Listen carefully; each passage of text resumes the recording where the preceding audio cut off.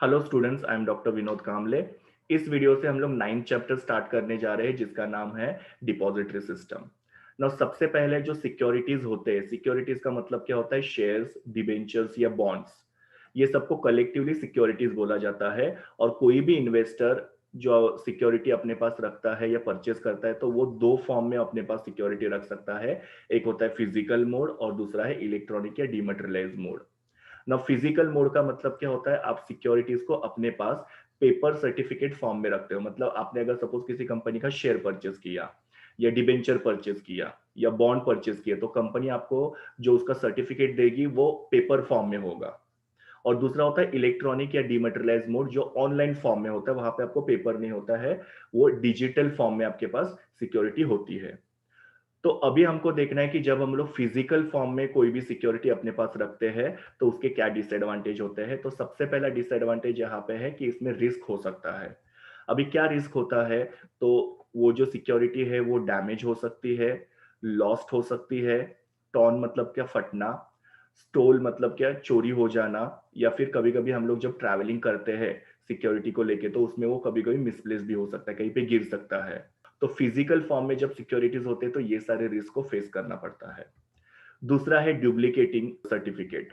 Now duplicating certificate का मतलब क्या होता है? हमारा जब ओरिजिनल सिक्योरिटी का जो पेपर होता है या सर्टिफिकेट होता है वो घूम जाता है तो हम लोग को डुप्लीकेट के लिए अप्लाई करना पड़ता है।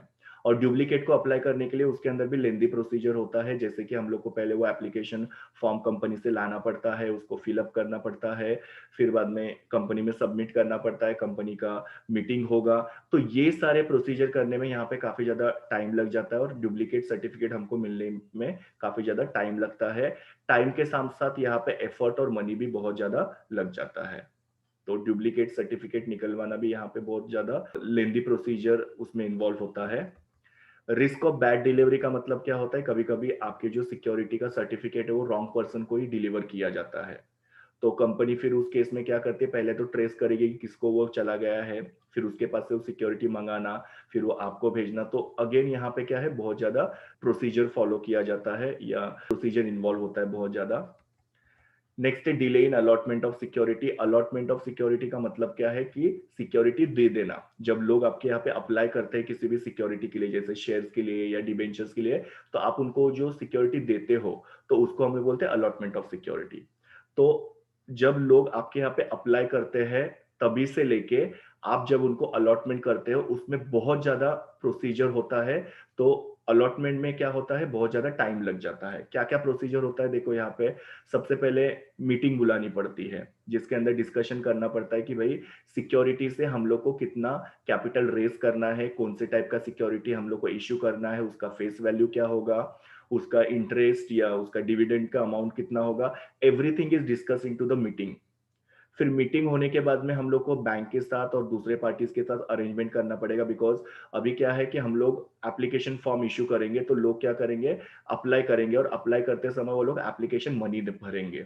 तो इसके लिए हम लोग को बैंक को इन्फॉर्म करना पड़ेगा कि ये पर्टिकुलर डेट को लोग आपके यहाँ पे आके सिक्योरिटीज के लिए अप्लाई करेंगे, तो आप लोग उनके एप्लीकेशन फॉर्म को एक्सेप्ट करना।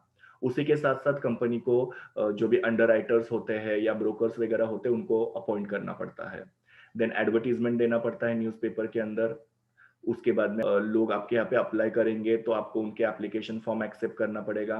उनके एप्लीकेशन फॉर्म को स्क्रूटिनाइज करना पड़ेगा कि उन्होंने बराबर फिलअप किया है कि नहीं, सिग्नेचर वगैरह प्रॉपर है कि नहीं, उन्होंने प्रॉपर एप्लीकेशन मनी भरा है कि नहीं। तो इसके अंदर बहुत ज्यादा प्रोसीजर इन्वॉल्व होता है। तो जब भी आपने अप्लाई किया तभी से लेके जब तक आपको शेयर अलॉट हो रहे हैं उसमें काफी लंबा टाइम चला जाता है। और नेक्स्ट वाला है कि यहाँ पे अगेन डिले होता है ट्रांसफर और ट्रांसमिशन में।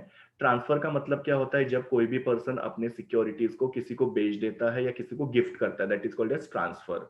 और ट्रांसमिशन का मतलब क्या होता है? जब वो सिक्योरिटी होल्डर की डेथ हो जाती है तो उसके जो भी सिक्योरिटीज है वो ऑटोमेटिकली क्या होते हैं? उसके नॉमिनी के नाम पे चले जाते हैं।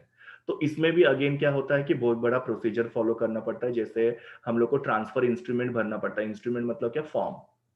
फिर बाद में कंपनी को वो सबमिट करना पड़ता है अलोंग विद द जो भी सर्टिफिकेट्स है उसके साथ, उसका फीस वगैरह भरना पड़ता है। उसके बाद में कंपनी क्या करती है कि जो ओल्ड पार्टी है उसका नाम कैंसिल करती है और नए पार्टी का नाम जो है वो रजिस्टर के अंदर एंटर करती है।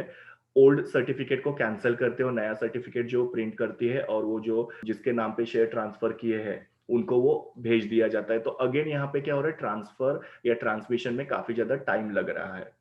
तो ये सारे डिसएडवांटेज जो होते हैं फिजिकल फॉर्म में, जब हमारे पास सिक्योरिटीज होते हैं तो ये फेस करना पड़ता है। इसके लिए आजकल जो है वो इलेक्ट्रॉनिक या डीमटेरियलाइज्ड सिक्योरिटी जो होते हैं उसको ज्यादा प्रिफर किया जाता है, वो ज्यादा ट्रेंड में है, ये ज्यादा पॉपुलर है। नाउ पहले तो डीमटेरियलाइज्ड का मतलब क्या होता है, डीमैट, उसको शॉर्ट फॉर्म में बोला जाता है डीमैट। तो जब आप लोग आपके सिक्योरिटीज को आपके पास इलेक्ट्रॉनिक फॉर्म में रखते हो, या आपका जो पेपर फॉर्म में पहले सिक्योरिटी था उसको आपने क्या किया, इलेक्ट्रॉनिक फॉर्म में कन्वर्ट कर दिया, तो उसको हम लोग बोलते हैं इलेक्ट्रॉनिक या डीमटेरियलाइज सिक्योरिटीज। तो बिकॉज फिजिकल फॉर्म की सिक्योरिटीज में कुछ डिसएडवांटेजेस थे, कुछ प्रॉब्लम्स थे, ये इलेक्ट्रॉनिक या डीमटेरियलाइज सिक्योरिटी जो इंट्रोड्यूस हो चुके हैं, और काफी सारे लोग जो है वो प्रिफर करते हैं कि उनके पास इलेक्ट्रॉनिक या डीमटेरियलाइज फॉर्म में वो सिक्योरिटीज रहे करके। So this was all about difference between the physical form of securities, उसके disadvantage, और electronic form of securities। ये मेरे URL है जहां से मैंने images लिए हुए हैं। Thank you students, please do like, share, comment and subscribe to my YouTube channel, and also recommend my channel to your friends। We will meet in the next video।